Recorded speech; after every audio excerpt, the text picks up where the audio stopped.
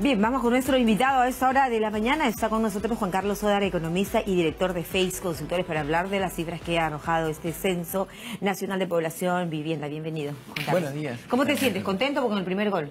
Bueno, sí, ya después de tanto tiempo. Después de haber vuelto de Rusia y haber presenciado el Perú-Dinamarca. Así es, sí. Y bueno, lo importante ahora ya es que la rosa ya es parte de la historia, estamos viviendo el presente, ¿no? El último gol de Perú mundial. El último día, sí, y hemos empezado muy bien, ¿no? Hace instantes lo veíamos juntos, este primer gol de Carrillo. Bueno, vamos a hablar de otros temas en el que quisiéramos más bien también que se metan goles, ¿no? El gol contra la desnutrición, contra la anemia, contra la informalidad, el gol contra aquellas personas, digamos, que no son incluidas en programas sociales, cuando tienes una cifra en la que podemos confiar o no del resultado oficial del censo. Se ha desprendido luego de esta información de 31,2 millones de peruanos que muchos no han sido tomados en cuenta en este censo. Sí.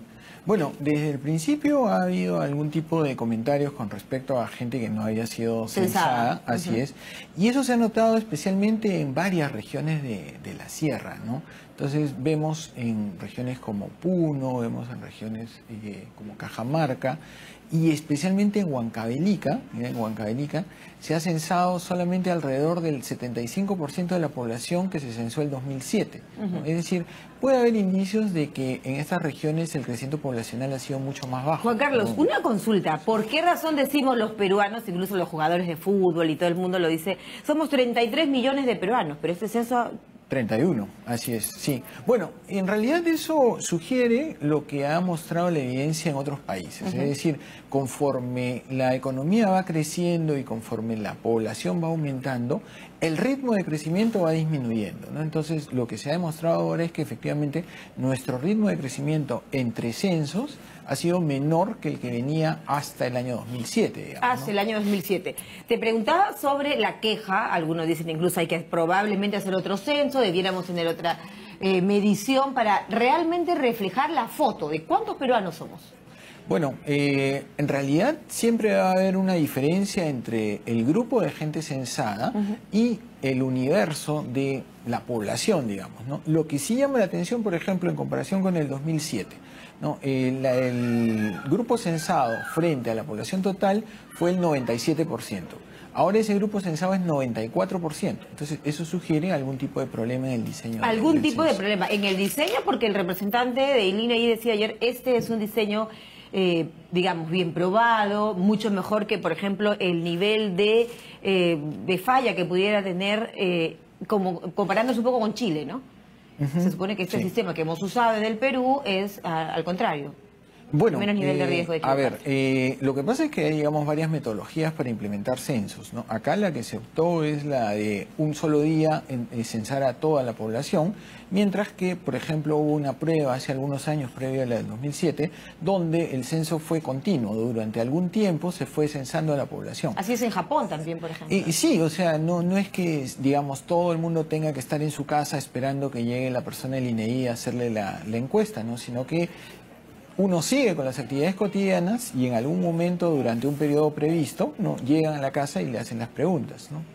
Entonces se optó por esa metodología de todo de un solo día, pero digamos no es la práctica más común en los países desarrollados en este momento, ¿no? Claro, ahora el aumento de personas, ya vemos ya los detalles, ¿no? El aumento de personas mayores refleja... ¿qué nos refleja, digamos, mayores de 60 años? Sí, nos refleja la necesidad de tener presente eso para diseños también de política económica y para temas de políticas sociales, ¿no? Es decir, por ejemplo, en el censo del 2007 teníamos que 7% de la población era mayor de 60 años, ¿ya? Ahora lo que vemos es que ese porcentaje ha subido a 11%.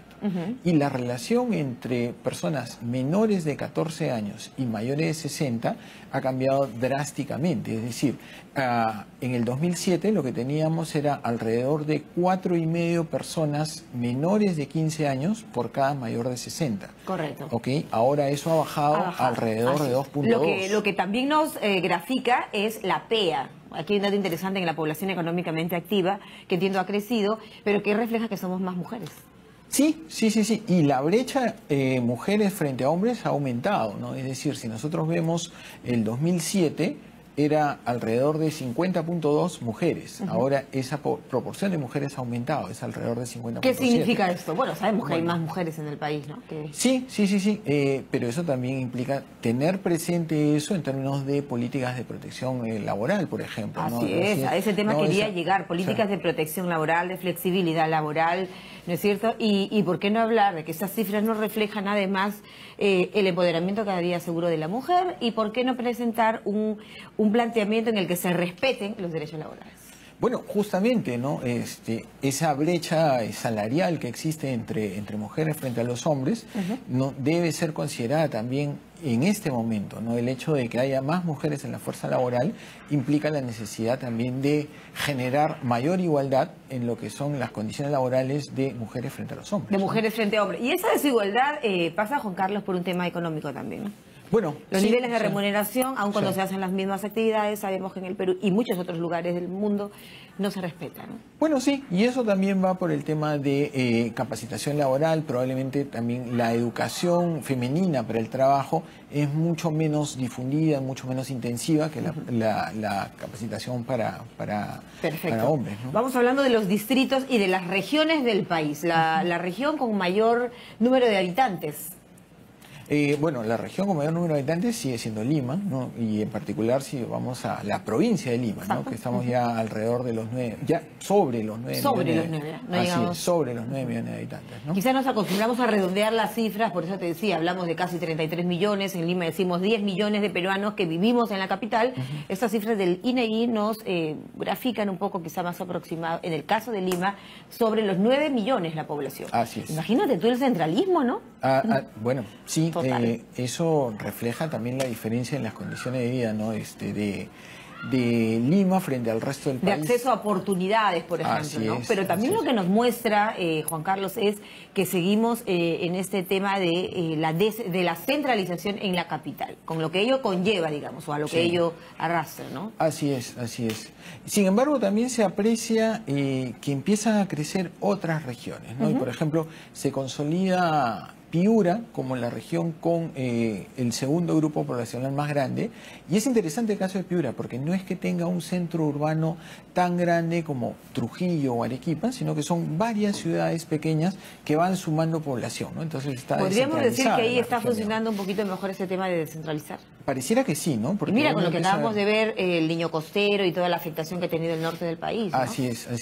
Probablemente eso también refleje la necesidad de buscar lugares alternativos. De la necesidad aflora una creatividad. Así es, ¿no? Entonces uno ve efectivamente dentro de esa región una generación de distintos centros urbanos que no necesariamente se replica en otras regiones. Claro, ¿dónde ves tú el punto, digamos, determinante a tomar en cuenta? Esta información se supone que es muy importante para el gobierno, para el Estado, democratizar programas, redistribución adecuada de la riqueza. ¿Cuáles son las reflexiones o los beneficios de tener un censo?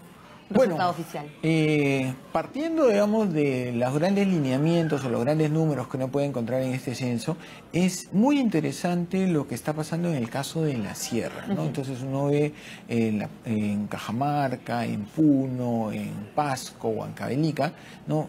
Un ritmo de crecimiento poblacional mucho menor que el del resto del país, ¿no? Y entonces eso sugiere que las oportunidades laborales, las oportunidades de educación, las oportunidades de acceso a salud probablemente estén muy limitadas en esas regiones, y eso implica también pensar en generar oportunidades con mayor intensidad en esos grupos de regiones, ¿no? La sierra parece haber sido descuidada. ¿Y la selva?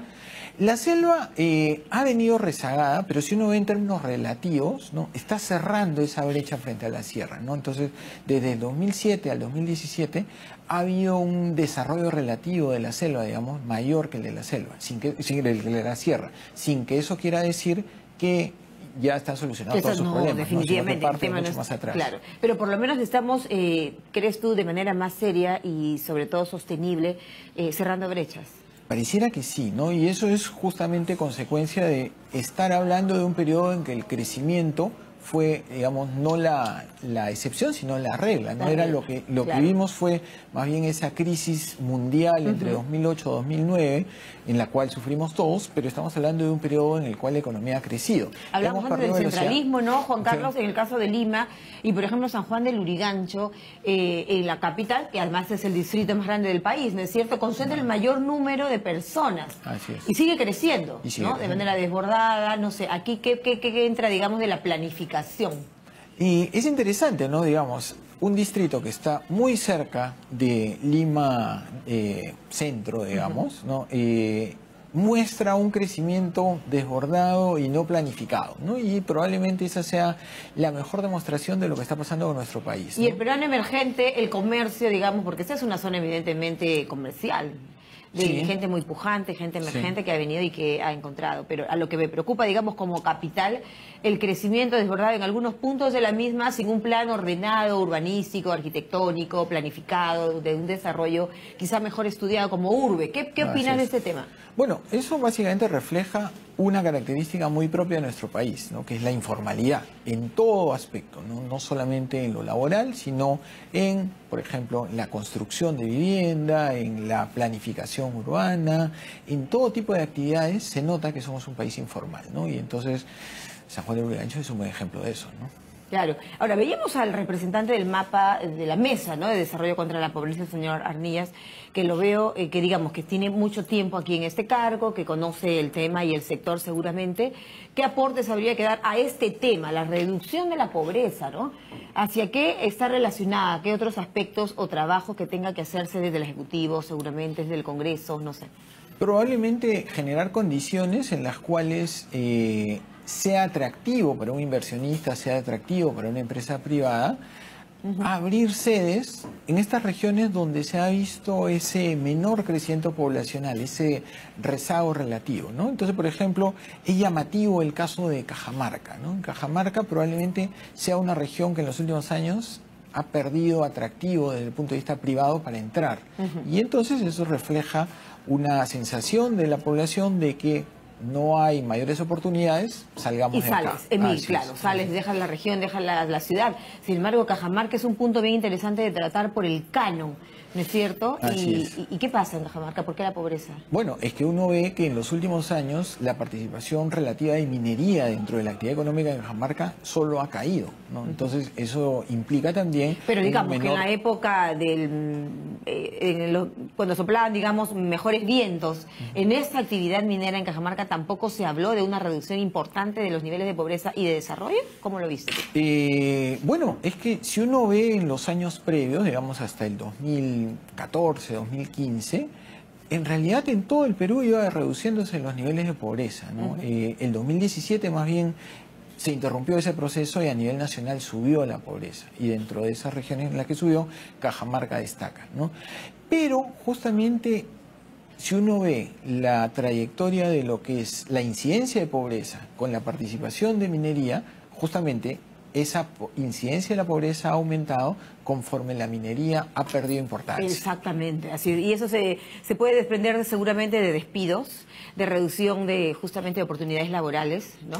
Y además del efecto indirecto que genera sobre las personas que no necesariamente trabajan en la actividad minera, pero que reciben el beneficio de que un trabajador minero les compra comida, se aloja en algún Productos hospedaje. y servicios en así general, es, toda ¿no la es cierto? serie de consumo. ¿Cuál es tu que se conclusión pierde ahí. final, Juan Carlos, de este censo? Por un lado, muchos decimos, o uno escucha señalar, demoró tanto en darse las cifras oficiales. Muchos peruanos quejándose de que no fueron censados.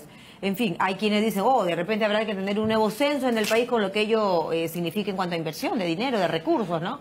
Bueno, ¿Qué opinas? Sí, hay una llamada de atención en el hecho de que tengamos como proporción, ¿no?, menos gente censada frente al total ahora Claro, porque que no en ves la foto 2007. completa. Entonces, Así si no es. tienes la foto completa, hay menos peruanos que acceden a programas sociales, a los beneficios, en fin. Eso implica también un riesgo de mal diseño de políticas públicas, ¿no? Si uno tiene mal establecido el punto inicial, es muy difícil que uno acierte con la política relevante que tiene que aplicar. Y la ¿no? eficacia y eficiencia está en que llegue focalizadamente a los que más lo necesitan. Así es, así es. ¿no? Si no eres Entonces, parte del conteo, digamos, del empadronamiento, entonces podría haber grupos no identificados, grupos mal contabilizados, en los cuales efectivamente esa política no llegue adecuadamente, ¿no? Entonces, por eso es importante que el diseño del censo esté bien hecho, ¿no? Claro, claro que sí.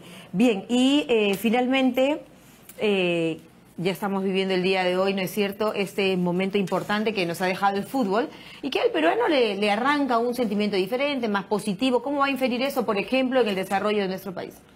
Bueno, en realidad hay un punto de partida inicial bastante favorable, ¿no? Que es esa sensación de pertenencia, ¿no? Ahora sí se ve mucho más a las personas usando su camiseta, estando identificadas con Perú, ¿no? Ya Perú ya no es algo abstracto. Claro, no es una ilusión, es una realidad el hecho de haber vuelto un mundial, ¿no? Exacto, ¿no? Entonces, eso es positivo, ¿no? Y entonces puede generar también un chispazo favorable en términos de mayor confianza del consumidor, mayor optimismo, mayor sensación de que se pueden hacer las cosas. Y ello tendría que ¿no? verse reflejado en nuestra clase política, en nuestra clase empresarial, ¿no es cierto?, digamos, en el peruano de a pie, el ciudadano común y corriente como todos nosotros, pero seguramente también en aquellas personas que tienen la facultad de toma de decisiones. Así es, lo importante es que este chispazo inicial no se apague, ¿no? No se apague. Muy Así bien. es. Gracias, Juan Carlos. Muchas gracias, María Jesús. Felicitaciones por este paseo que te has dado también a Rusia, ¿no? Y que has vivido de cerca. Estabas ahí en Sarán, creo, ¿no? En Sarán, sí. Una emoción diferente. Una experiencia inolvidable y hubiera sido mucho mejor si Cueva hacía el gol, pero bueno.